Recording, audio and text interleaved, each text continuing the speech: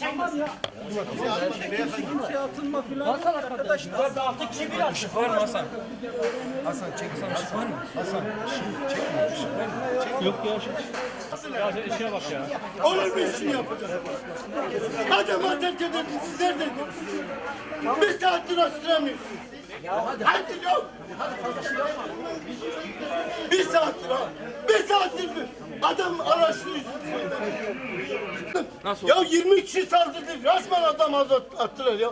Tuttular böyle attılar ha. Niye? Oraya boş olduğunu biliyorlardı. Kim Bire oraya gitti. tartışıyorlar mı? Güvenlikçiler ya. Bak tartışıyorlardı. Kiminle tartışıyorlar? Ya Güvenlikle. güvenlikçiler abisi ameliyatta çıktı. Dedi ki ya doktor bey geldi dedi ki buna bir yemek yedirin tamam dedik. Ya biz kardeşim gitme yok biz gideceğiz. Gitti getirdi güvenlikçiler bir saldı da. İsmi ne? İsmi ne? Tanımıyorum. Yılmaz. Yılmaz böyle şey ne ismi ya? İsmini unuttum. Aşağı geçilmiyor mu ya? He? Aşağı Ya giriyor mu? güvenlikçi 20 yaşında askeri bitirmiş. 23-24 yaşını bilmiyor musun? Dinine, imanına gözümü görmez.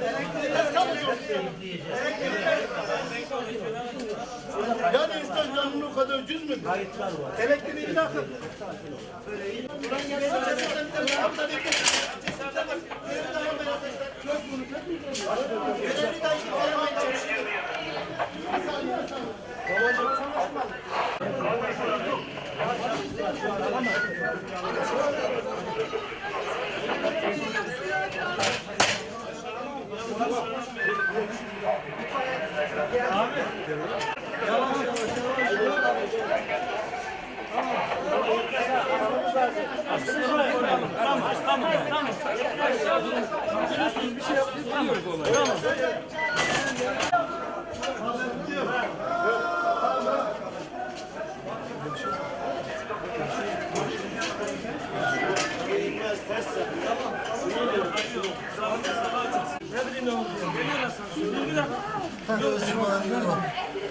Tamam iyisin.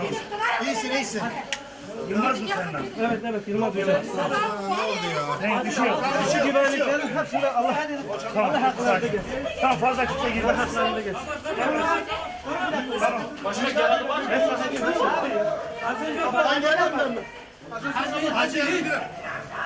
Kaç. Tamam şuna basın. Tamam kapatın. Sakinleştirmeye geldik. Lütfen. Lütfen abacığım. Neyi sakinleştiriyorsun? Neyi sakinleştiriyorsun? 10 kişi birlik olup aşağı attınız da düşünmediniz mi? Düşünmediniz mi? Geçmiş Ne olsun. sakin ol? Ama nasıl oldu? Neyle sakin ol? Alıp aşağı attılar 10 kişi birden. Bu güvenliklerin hepsinden şikayetçiyim. Ne yaptılar ne oldu? Hepsinden. Neden attılar? İçeri geçecek 5 dakikalığına Ayşe ameliyattan yeni çıkmış. Tutup bu sefer çocuğu aşağıya attılar. İsmi ne? İsmini Yılmaz Hoca. Yılmaz. Hoca. Öcal. O da onlar gibi güvenlik. Zorbalığı sevmeyen biri.